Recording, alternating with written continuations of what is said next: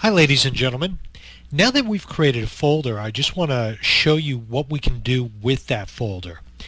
And when you use a folder, a lot of times what I'll do is if I'm working on a project or doing something specific for a client, I will temporarily create a folder on my desktop so that anything that pertains to that client I can put in that folder. It just helps me stay a little bit organized.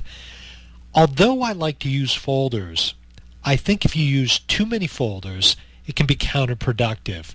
And one of the things I will talk about in another tutorial is a tool called Copernic. And Copernic is a tool that helps you search for things on your computer. It's a free tool. Now, having said that, let's assume for a moment that we want to use this folder, but then we want to put some other folders or subfolders inside. Let me show you how we do that. When we double click on the folder, it will open up and I will have the ability to now view inside that folder. Because the folder is empty at this point and we see nothing in it, what I can do is, let's say we're receiving some bids on this project. What I can do is I can right click inside the folder, and again I can go back to that area called New, and I can go over to the right, up to the top, and click on Folder. The act of doing that has created a new folder, and at this point I'm just going to type in the word bids, and then I'm just going to click anywhere away from that, and that locks in that folder called bids.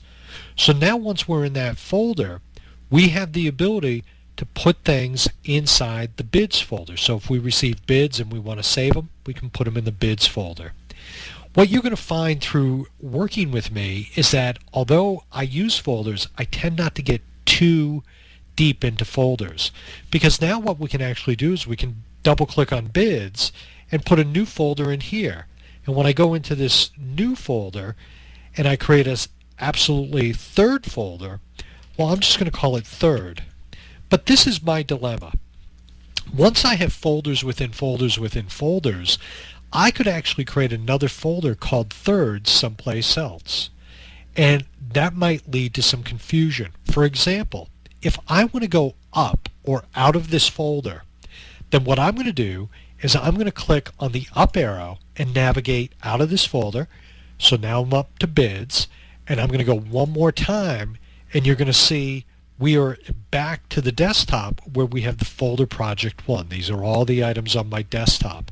So we can navigate up or back through folders, and the dilemma you face sometimes is when you have too many folders, it starts to get a little bit complicated. So what I'm going to show you is, in my next tutorial, I'm going to talk about once you're in a folder and you have a bunch of stuff in there, how do you find stuff? How do you know where it is and how to keep track of it all?